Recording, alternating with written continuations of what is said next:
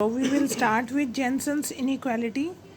So at page slide number 24 of unit 1, point number 4. In general, when g is convex function, expected value of gx is greater than or equal to g of expected value of x. Opposite whole for concave. So first of all we will start doing for convex function. So Jensen's inequality says that expected value of g of x is always greater than or equal to, expected value is always greater than or equal to g of expected value of x. I am not going to prove it actually, but I am telling you what is the meaning of convex function and why it is greater than. So continuous convex function is a function gx for which suppose x gx is a function, gx is a function which gx is a function on the interval I. Okay, suppose I is an interval AB and we take 2 points x1 and x2 from this interval AB.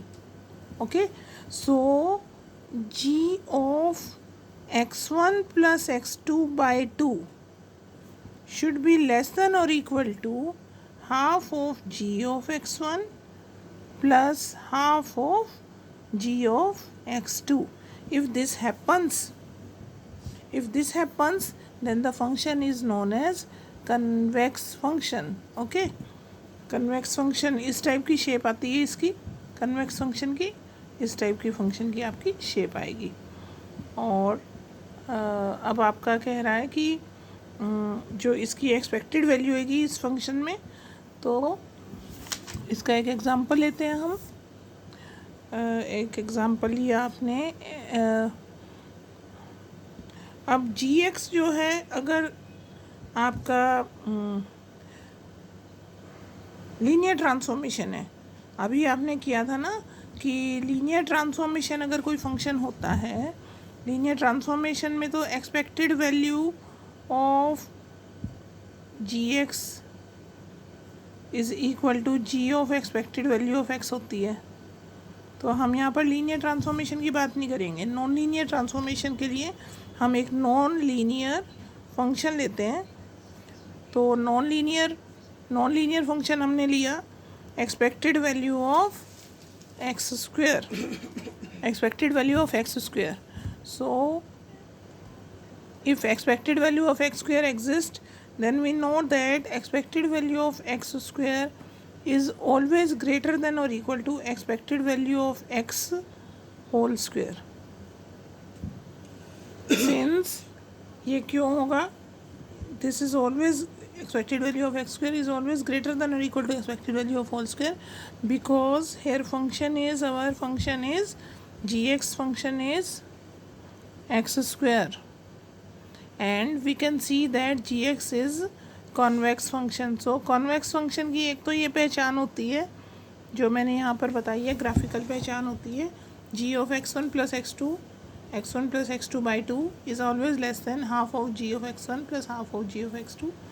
And एक ये पहचान होती है, means आप ये यहाँ कह सकते हो ग्राफिकली देखो, एक पॉइंट सपोज़ आपका x1 है और एक पॉइंट आपका सपोज़ x2 है, और यहाँ पर ये पॉइंट है g ऑफ x1, ये है g ऑफ x2. तो g of x1 plus x2 by 2 ये हो गया x1 प्लस x2 बाई 2, और इस पर g की वैल्यू कितनी है, इतनी. और अगर आप ये निकालो g of x1, g of x2 और उन दोनों का एवरेज करो तो ये वैल्यू आएगी. सो g ऑफ ये वैल्यू है g of x1 plus x2 by 2, it is always less than half of gx1 plus gx2. Okay. And second एक कन्वेक्स फंक्शन की पहचान होती है, सेकंड मैथमेटिकल डेफिनेशन होती है कि आप इसका g डबल डैश एक्स निकालो. g डबल डैश एक्स अगर पॉजिटिव आ जाता है तो वो फंक्शन कॉन्वेक्स फंक्शन होता है. तो यहाँ से जी डैश एक्स आ गया 2x, g double dash x आ गया 2 पॉजिटिव नंबर है तो it means it is convex function. So convex function है ये, कॉन्वेक्स फंक्शन है तो expected value of x square greater than और equal to expected value of x whole square होगी. तो ये जेनसन्स इनइक्वालिटी का एग्जांपल मैंने आपको दिया और ये मैंने आपको बताई जेनसन्स इनइक्वालिटी क्या होती है कन्वेक्स फंक्शन के केस में. कॉनकेव फंक्शन के केस में बिल्कुल अपोजिट हो जाएगा, तो वो भी आप समझ सकते हो. कॉनकेव फंक्शन के लिए थोड़ा सा बता देती हूँ कॉनकेव फंक्शन क्या होते हैं. कॉनकेव फंक्शन इस टाइप के होंगे, वहाँ पर इस टाइप से होगा. तो इसमें क्या होगा कि ये आपका आ गया x1 और ये आपका आ गया x2. उसके बाद आप x1 प्लस x2/2 ये पॉइंट हो गया. तो x1 प्लस x2/2 इस पे अगर g की वैल्यू निकाल रहे हो, this is greater than this value. So g of x1 plus x2 is greater than half of gx1 plus half of gx2. It will be greater than, here you will get greater than. Okay, so this is Jensen's inequality.